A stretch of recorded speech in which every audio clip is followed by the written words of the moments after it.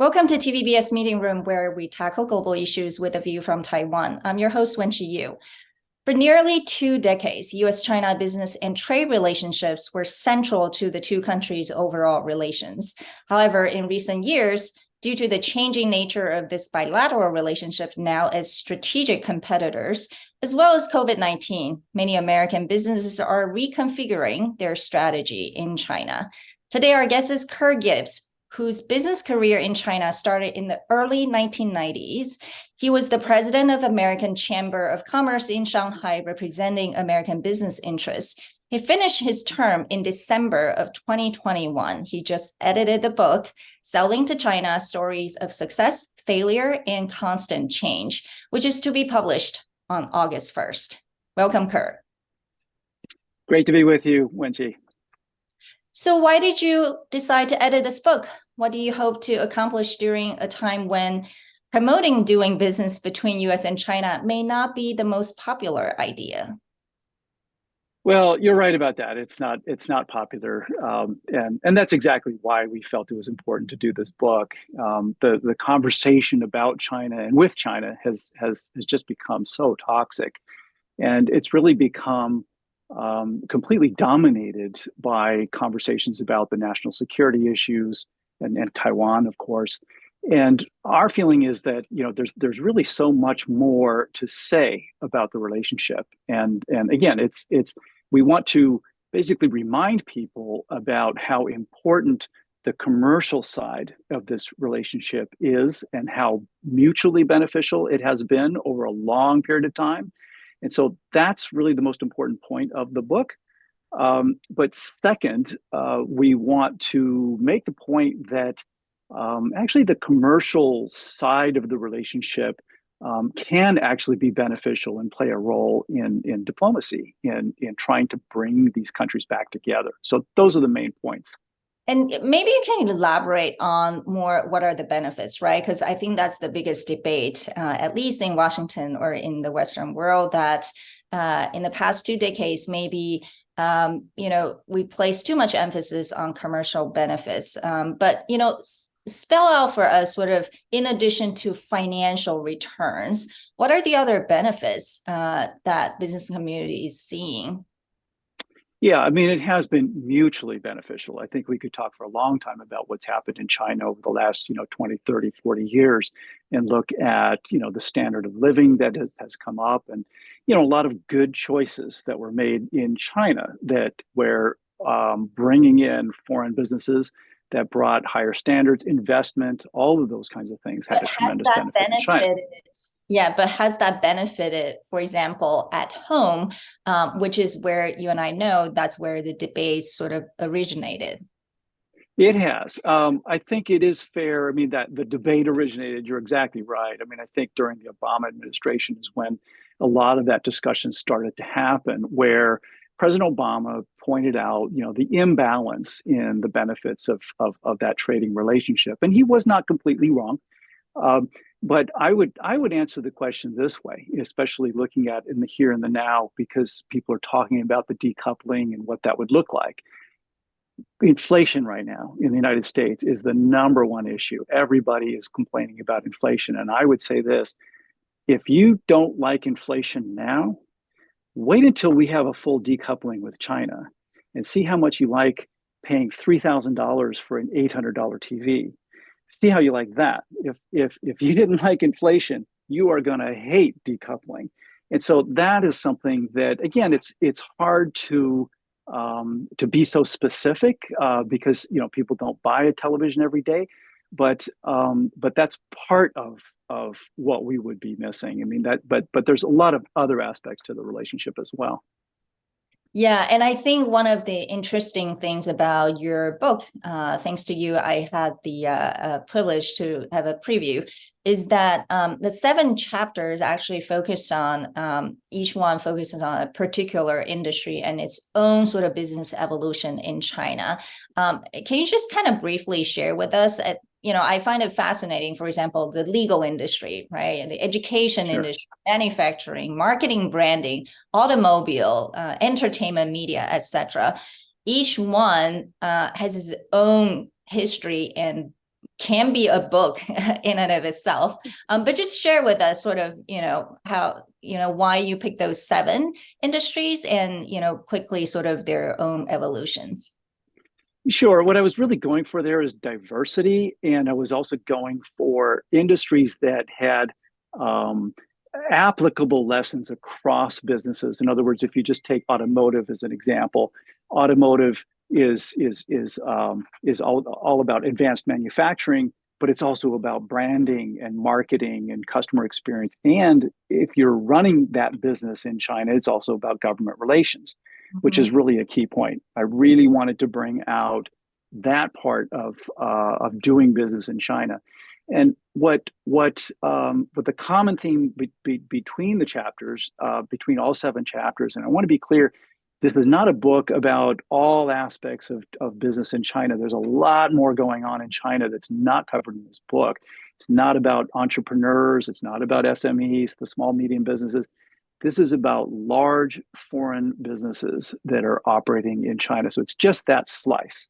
And so I picked different authors that, as you point out, were able to discuss what's going on in their specific industry. And I also find it fascinating, right? So the American business community historically played a significant role in influencing U.S.-China relations. And China's entry into the WTO, U.S. support for China to be better integrated into the global system was to a large part, thanks to American business communities lobbying in Washington, D.C. over the 2 decades or so. But right now, it feels that the business community's voice doesn't carry as much weight. And the business community feels very frustrated with Washington, D.C.'s decision-making. So what do you think actually happened to make this attitude change? Yeah, I think that's true. That there is some frustration, and there is less of a dialogue in Washington D.C. But I don't think it's because people in D.C. are not listening. I still talk to people in Washington D.C. And I think it's more a question that the issues have shifted. So right now, the main issues between China are actually not about trade or the imbalance of trade and intellectual property. It's all about national security, and so the conversation has shifted more, and so we have less of a discussion. Again, back to the point of the book, is we're trying to bring commerce back into that discussion. The frustration, yeah, there is frustration in the business community, but I think it's more a frustration with the situation as opposed to specific individuals. It's a very troublesome situation right now between the United States and China, for sure. And say more about the situation. What does that mean? Well, it's again, I think it's I guess to go all the way back to the Obama years, which again, it's hard to pinpoint exactly when this shift took place, but roughly, I mean, that's certainly when the discussion about engagement and the failure of engagement started to becoming more prevalent and it was President Obama. Was it also actually curious? Was it also Sure. because American businesses started complaining about their frustration in terms of access to market in China and all these other issues, and so that was sort of making the change, or what were the other possibilities? Yeah, I think the market access issues have always been there. That sort of predates Obama, but I think Obama really pointed out the imbalance in benefits and the imbalance in trade, and also President Obama really made a big issue about the intellectual property theft and the government-sponsored intellectual property theft, and that was a big issue during the Obama administration. And overall, he was just pointing out that the benefits weren't balanced. And having said that, through those years, you could say that China changed as well. You could also say the United States changed. You could say both. And I think that the U.S. certainly changed in the sense that President Obama had a hard time sort of selling the idea of trade and globalization. And that was a big frustration for all of us in the business community, Yeah. especially me representing the global businesses. And frankly, we did the best we could to work with the administration to try to sell TPP, Mm-hmm. the Trans-Pacific Partnership. And we were trying to explain to the American people the benefits of the Trans-Pacific Partnership and the benefits of globalization and trade in general. On TPP, we failed. He failed, we failed, America failed to join TPP. And I think at this point, my last conversations in Washington, D.C. with people in Congress, there is a recognition that that might have been a strategic mistake, that we should have joined TPP. And hopefully we can come back to that conversation. But again, it right now is not the time, because it's just so the relationship with China is just so toxic right now. We've just got these national security issues. So this sounds like it's really the changing dynamics, maybe domestically in the United States as well as in China, but more so in the US, that, the idea of globalization and trade is just not as popular, right? And like you said, I'm surprised, not that you have to share, that there are actually people in Congress who would admit that not joining TPP is a mistake, but probably in private, not in public, right? They make that admission in private, not in public, Yes. and I can't name names, but Yes. it's talked about more than you might think, and they are seeing that they're having those kinds of conversations, that there was a strategic value in joining TPP and that we missed that. Now, having said that, even during when TPP was on the table, sort of in the last part of the Obama administration. A lot of those same Congress people were leaning towards TPP, but they couldn't do it politically. They couldn't do it publicly because Yeah. of the politics of it. Again, it was sort of the voting public was not fully on board with trade and globalization. So that was the issue. I think that was probably a better way to describe it, just the diversion between probably, the ruling elites and the mass in America, in terms of the view on trade and globalization truly started around that time. And so I want to talk about also the Trump years, because that's how people view sort of truly the relationship, took a different direction. And you were the president, of AMCHAM in Shanghai, during the Trump years. So as America's business ambassador to China's commercial capital during sort of the downward spiral period of U.S.-China relationship, what were the biggest challenges? Yeah, you're right. That was a challenging time, the Trump years. I mean, we had our issues during the Obama administration as well, but Trump was a challenge. I think it was mostly the erratic nature of of the administration, and we were just trying to understand, what his end game was. Where was he really trying to end up in this relationship? But it was the erratic part of it. I mean, I can just tell you the story about. I'm sure you remember the WeChat Yes. the WeChat event, and it was just so puzzling to us. I mean, literally, we woke up in the morning and found that President Trump had issued an executive order Right. saying that using WeChat was a bad idea, and So as you how know, I did mean, I you think, explain to your Chinese counterparts? I'm sure they ask you probably all the time. oh, that was the least of our problems. My Chinese counterparts were laughing their heads off because they saw what they saw how this was just shooting ourselves in the foot. I mean, we're worked so hard to get Mhm. market access, and here you've got a company like Nike, say for example, that has worked so hard to get a foothold into this market, and then all of a sudden, our own president says we can't take payments from Mm, Chinese consumers. Because as you know, I mean, WeChat payment and right. Alipay, that is simply the way people pay for products. And so the president says using WeChat is a bad idea. So, Nike's customers, can walk in the store, pick out a pair of shoes, they can't pay for them. So how Mm, fast do you think it takes them to walk 50 steps next door to Adidas and buy a pair of shoes. Adidas is not an American company; it's a German company, so they wouldn't be subject to that order. So, let alone Li-Ning, right? I mean, Li-Ning is the big competitor here, as far as a domestic company. They Yeah. were laughing their heads off. But so no, the biggest problem was explaining this to the CEOs in my own membership, why our own president was going to shoot us in both feet, basically. Yeah. And was it hard to represent US business interests during that time? What were the other challenges, especially as you know, had to deal with Chinese governments as well? It was extremely difficult. I mean, the tariffs, for sure. I mean, Yeah. because again, China business is complicated, right? So we're the global businesses that are located in China, and so we're affected by the inputs and the machinery, the technology that we need to bring in. All that's going to be, on a countervailing tariff, because China it retaliates.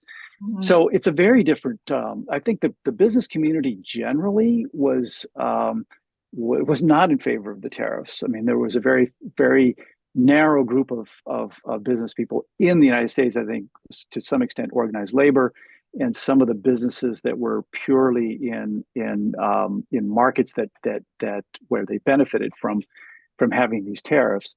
So basically protecting their own markets. But the global companies, almost universally, really felt that the tariffs were really hampering us, and it certainly did a lot of damage to the overall relationship. There's no question about it. Mhm. Well, the other thing about the book I thought was, really a good read for anyone who liked to learn more about doing business in China, which we know is never easy.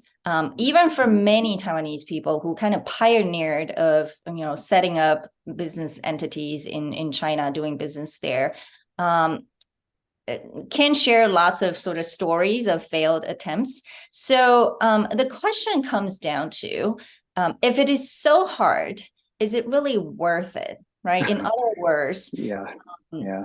going back to your initial question, there are many benefits, but there are also many, um, you know, I would say not so good benefits. I wouldn't call it benefits. And especially nowadays, the argument seems to be like, oh, value wise, national security is truly a challenge, right? So then why, right? Mm, Why should America yeah. do business with China?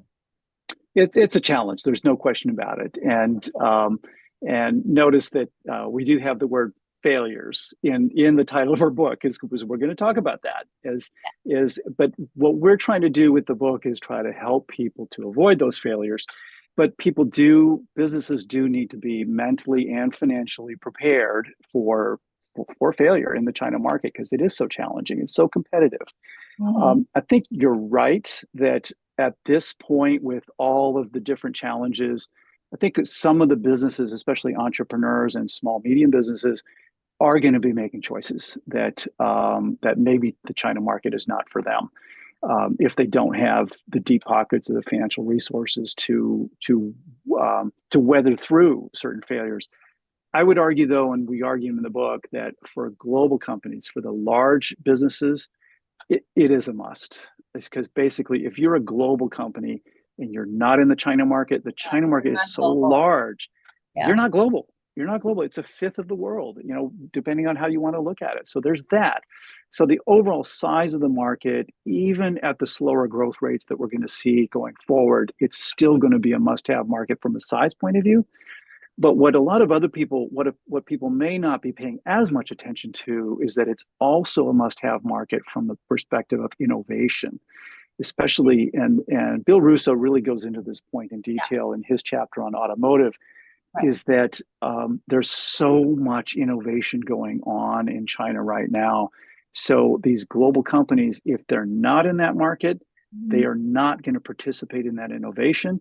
And their next global competitor, especially when you talk about automotive, their next global competitor is very likely going to be coming from China. And some of the Chinese OEMs are doing extraordinary things innovation, especially companies like Neo and XPeng. It's that they're quite remarkable.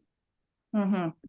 Well, as you previously mentioned, when you edited this book with the other authors, you really wanted to talk about the role of government, right? We know the role of government in China is quite significantly larger than in many other countries. So, but you also argued that the role of business is separate from the role of government in the sense that American business in particular, in our domestic conversations, there's a lot of sort of value-oriented, impact that customers or consumers want to see, but it may not be the same in China. Can you maybe just say more about that? And that may also be the challenges of American businesses operating in China. You're right. It is a big challenge, and it's a major point in the book. So I think it's good that we're coming back to this part of the discussion, and it's also a major point of misunderstanding, I think, between the United States and China, both at a policy level and at a business operations level. So, at the policy level, there's really this misunderstanding of kind of what the SOE, what the state-owned enterprises are about. And the conversation in Washington, D.C. these days is that, well, all businesses in China are all essentially state-owned enterprises. And there's a lot more nuance to it than that.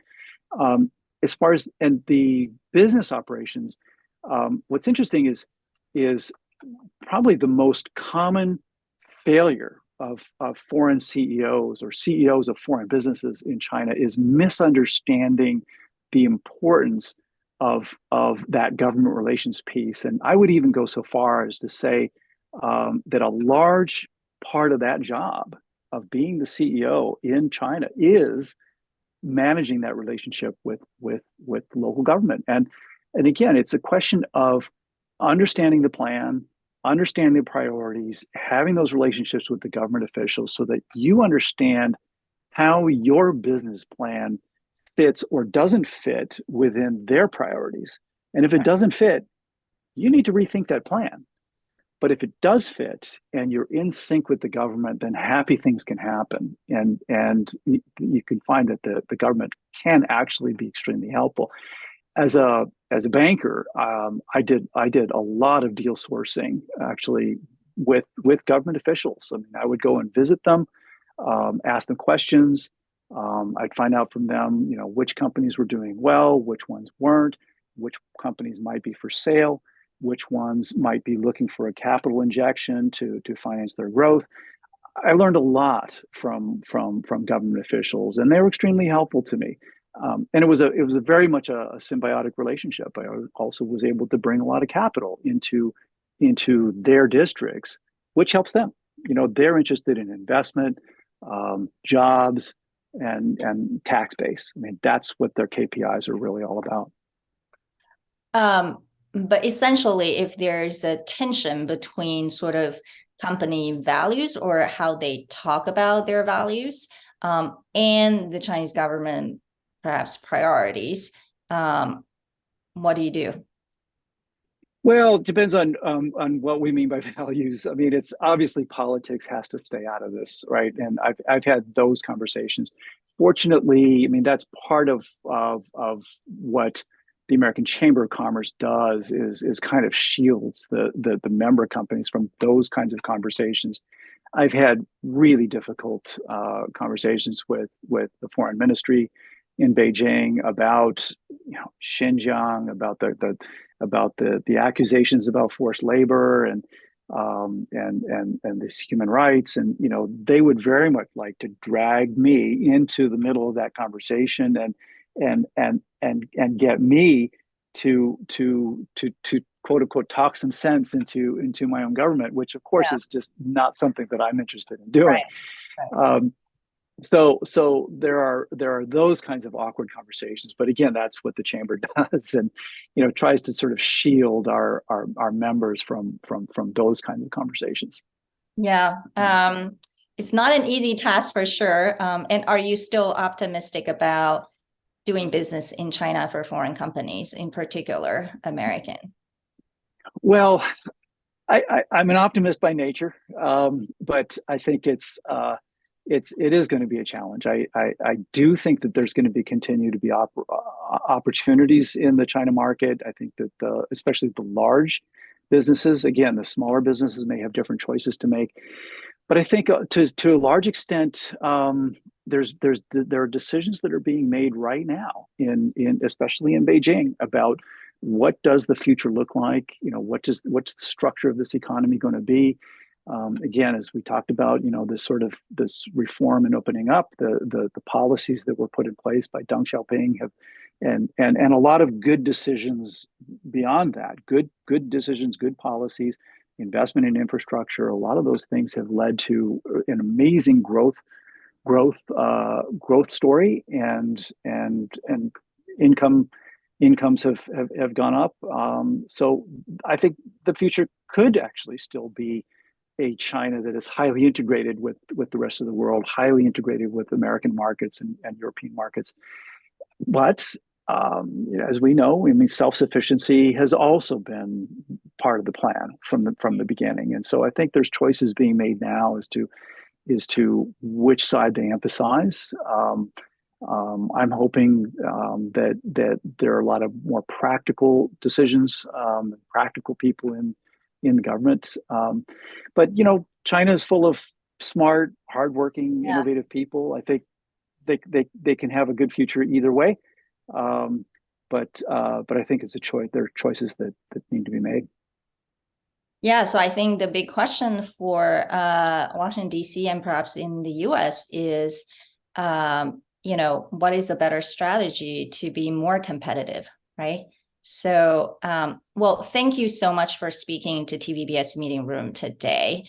We'll be looking forward to the book when it's out in August. And most importantly, thank you for playing this instrumental role in bridging US and China and helping each other side to understand each other. So take care.